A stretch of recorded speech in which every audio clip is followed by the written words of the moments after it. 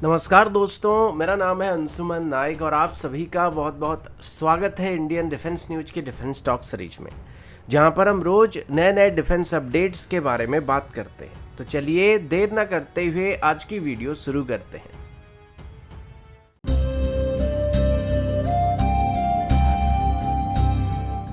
आज की पहली update truck mounted artillery system को लेके। पिछले साल आर्मी की तरफ से बताया गया था कि वो अभी अपनी आर्टिलरी रेजिमेंट में ट्रक माउंटेड गन्स को भी इंडक्ट करने के बारे में सोच रहे हैं। और इन गन्स की बात करें तो इनको दरअसल 2011 के आसपास ही इंडियन आर्मी में इंडक्ट करने के बारे में सोचा जा रहा था और इसको लेके रिक्वेस्ट और प्रपोजल को भी इशू किया गया था। लेकिन खास करके जब पिछले 2 सालों में माउंटेन वॉरफेयर पर हमारी नजर थोड़ी ज्यादा गई तो इसी बीच टोड आर्टिलरी गन्स के साथ साथ सेल्फ प्रोपेल्ड आर्टिलरी गन्स और ट्रक माउंटेड गन्स को भी खरीदने का प्लान किया गया था। इसके लिए जो आरएफआई इशू किया गया था उसमें 155 mm 52 कैलिबर स्टैंडर्ड के माउंटेड गन को खरीदने का प्लान किया गया था। पिछले साल भी कल्याणी ग्रुप की तरफ से अपनी एक ट्रक माउंटेड गन को डिस्प्ले किया गया था, लेकिन अभी डिफेंस एक्सपो के दौरान वायु एरोस्पेस की तरफ से पब्लिश किए गए इमेज में कल्याणी ग्रुप की तरफ से डेवलप किए गए माउंटेड गन सिस्टम को देखने को मिला है। अब इससे पहले इनकी तरफ जो मॉडल बनाया गया था उसमें 155 mm और 39 कैलिबर की गन को माउंट किया गया था, लेकिन आर्मी की रिक्वायरमेंट यहाँ पे 155 mm 52 कैलिबर स्टैंडर्ड की गन को लेके था। तो अभी कल्याणी ग्रुप की तरफ से 155 mm और 52 कैलिबर स्टैंडर्ड की गन को एक तात्रा की 8x8 ट्रक के ऊपर माउंट किया गया और पिछली बार के मुकाबले इस बार की जो डिजाइन है उसको काफी हद तक रिफाइन और काफी हद तक क्लीन बना दिया गया, जिसमें ज्यादा एक्सपोज पार्ट वहां पे मौजूद नहीं है। पता चला कि इन माउंटेड गन सिस्टम को बनाने के लिए कल्याणी ग्रुप को डीआरडीओ की तरफ से और व्हीकल रिसर्च डेवलपमेंट एस्टेब्लिशमेंट की तरफ से भी मदद किया जा रहा था और स्पेशली एक आर्मर्ड केबिन को बनाने के लिए व्हीकल रिसर्च डेवलपमेंट एस्टेब्लिशमेंट की टीम कल्याणी ग्रुप की फैसिलिटी में जाके उनको मॉडिफाई कर रहे थे। अब ये इस वजह से जरूरी था क्योंकि जब भी हम फायरिंग करते हैं या आर्टिलरी सेल्स को फायर करते हैं तो ऐसे कंडीशन में हो सकता है दुश्मन की तरफ से भी हमारे ऊपर फायरिंग की जाएगी और इस दौरान स्प्लिंटर हो जाए या बैलिस्टिक प्रोजेक्टाइल हो जाए, वो इधर उधर छिटक सकते हैं और कहीं आकर लग सकते हैं, जिसमें कैबिन के अंदर मौजूद ड्राइवर को या क्रू मेंबर्स को भी खतरा हो सकता है। और इसी वजह से किसी भी स्प्लिंटर्स और शार्पनेस से प्रोटेक्शन को प्रोवाइड करने के लिए इसकी कैबिन को बुलेट प्रूफ बनाना काफी जरूरी था। अभी इस रेस में धनुष आर्टिलरी गन्स को भी हम लोग शामिल कर सकते हैं क्योंकि ऑर्डिनेंस फैक्ट्री बोर्ड्स की तरफ से अभी धनुष गन की भी एक माउंटेड सिस्टम को डेवलप करने की कोशिश किया जा रहा है, लेकिन फिलहाल अभी इसको लेके कोई खास अपडेट देखने को नहीं मिला है।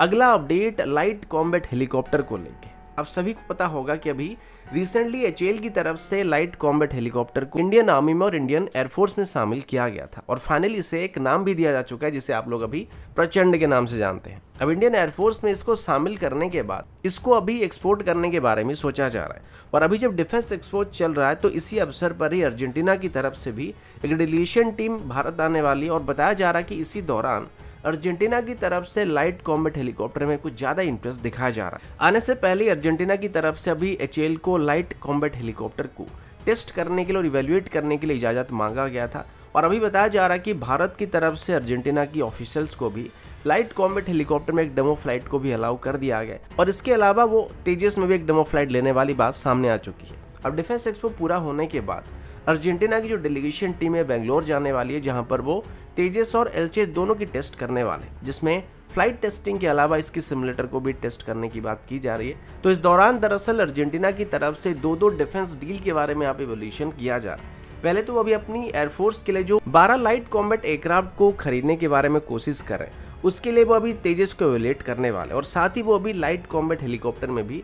थोड़ा बहुत इंटरेस्ट दिखा रहे हैं। एचएएल की तरफ से बताया जा रहा है कि इसी दौरान वो अर्जेंटीना की ऑफिशियल्स को तेजस की डिटेल डेमोन्स्ट्रेशन दिखाने के अलावा अर्जेंटीना का जो मेन कंसर्न है यानी कि ब्रिटिश ओरिजिन सिस्टम है उनको किस तरीके से इंडियन सिस्टम से या अमेरिकन सिस्टम से रिप्लेस करके उनको तेजस को ऑफर किया जाएगा, इसके बारे में एक पूरी जानकारी को एक डिटेल प्रेजेंटेशन के जरिए अर्जेंटीना को देने का फैसला किया गया, जिससे तेजस के सेलेक्ट होने के चांसेस को थोड़े बेहतर किया जा सकता है।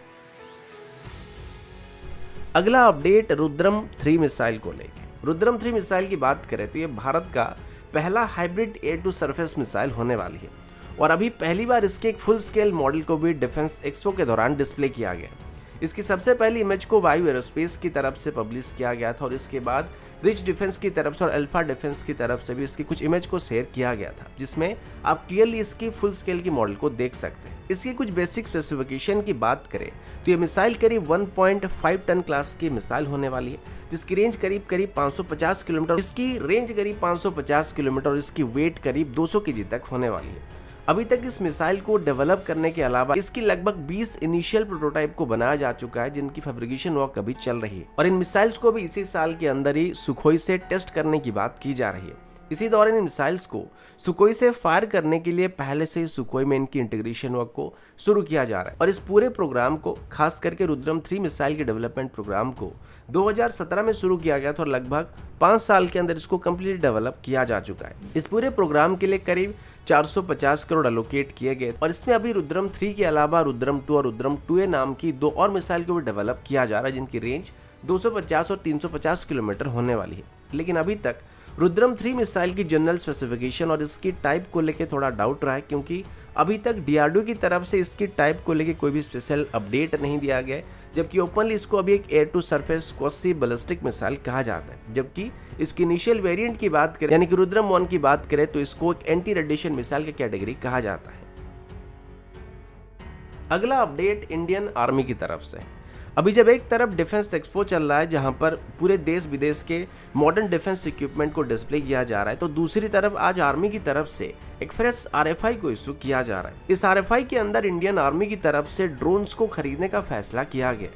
इसमें कुल मिलाकर 363 ड्रोन्स को खरीदा जाने वाला है और इन ड्रोन्स को सेंसिटिव बॉर्डर एरिया में ऑपरेट करने के लिए यहाँ पे खरीदा जा रहा है। अब ये जो 363 ड्रोन्स होने वाले या खरीदने का फैसला किया जा रहा है, इनमें से 163 यूनिट्स को खास करके हाई अल्टीट्यूड रीजन में ऑपरेट करने के लिए खरीदा जाएगा और बाकी बचे 200 यूनिट को मीडियम अल्टीट्यूड में और प्लेन्स एरिया में ऑपरेट किया जाएगा। इनिशियली ऐसे 200 ड्रोन को ही खरीदने का प्लान किया गया था, जिनको मेनली प्लेन एरिया में और मीडियम अल्टीट्यूड एरिया में ऑपरेट करने के लिए इस्तेमाल किया था। लेकिन इस नए RFI के साथ इसमें एडिशनल 163 ड्रोन को ऐड करने का फैसला किया गया है, जिनको खास करके हाई अल्टीट्यूड में ऑपरेट किया जाएगा। इसके अलावा जो भी ड्रोन सभी खरीदे जाने वाले, इनका वेट 100 kg से ज़्यादा नहीं होना चाहिए और ये मिनिमम 20 kg तक की पेलोड को अपने साथ कैरी करना चाहिए। और जिन ड्रोन्स को अभी हायर अल्टीट्यूड में ऑपरेट किया जाएगा, तो उनकी पेलोड कैरिंग कैपेसिटी 15 kg से कम नहीं होना चाहिए। इन सभी ड्रोन्स को बाय इंडियन कैटेगरी के अंदर खरीदा जाएगा और इसमें मिनिमम 60% तक की इंडियन सिस्टम की इस्तेमाल होने की बात की गई है। लेकिन अगर इन ड्रोन्स को इंडिजिनस तरीके से डिजाइन किया गया होगा तो वहां पर आपको थोड़ा वेवियर मिल सकता है, यानी कि 60% की जगह पर अगर आप 50% तक भी इंडियन सिस्टम का इसमें इस्तेमाल करते हैं तो उनको कंसिडर किया जा सकता है। तो दोस्तों, अभी के लिए इतना ही। मिलता हूं आपसे अगले वीडियो में, तब तक के लिए जय हिंद, वंदे मातरम।